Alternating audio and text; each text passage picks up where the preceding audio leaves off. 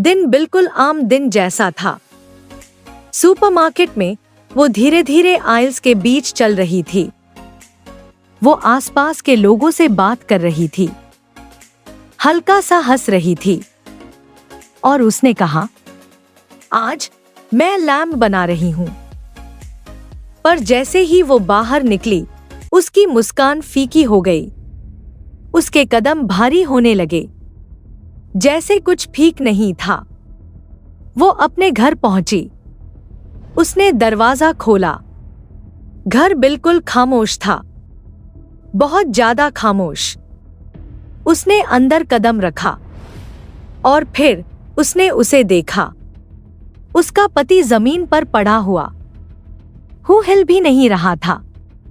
उसकी सांस रुक सी गई। उसके हाथ कांपने लगे।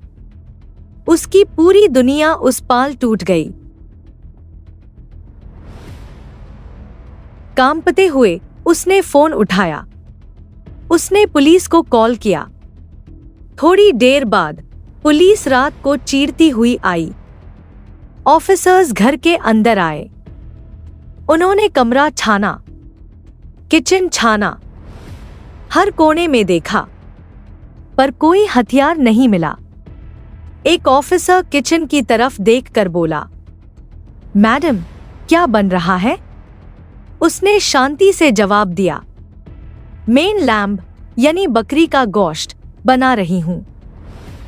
ऑफिसर्स बैठ गए। उन्होंने खाना शुरू किया। उनमें से एक ने सर हिलाकर कहा, ये काफी अच्छा है। फिर उसने मजाक में कहा, पता है, कभी कभी हथियार हमारी आंखों के सामने ही होता है। वो हल्की सी मुस्कुराई। उसने एक और प्लेट उनके सामने रख दी और धीरे से कहा, प्लीज और ले लीजिए। वो खाते रहे और तलाश करते रहे। अब हम वक्त में पीछे जाते हैं। कुछ ही देर पहले इसी घर में उसका पति उसके सामने खड़ा था। उसकी आवाज शांत थी, ठंडी और पक्की।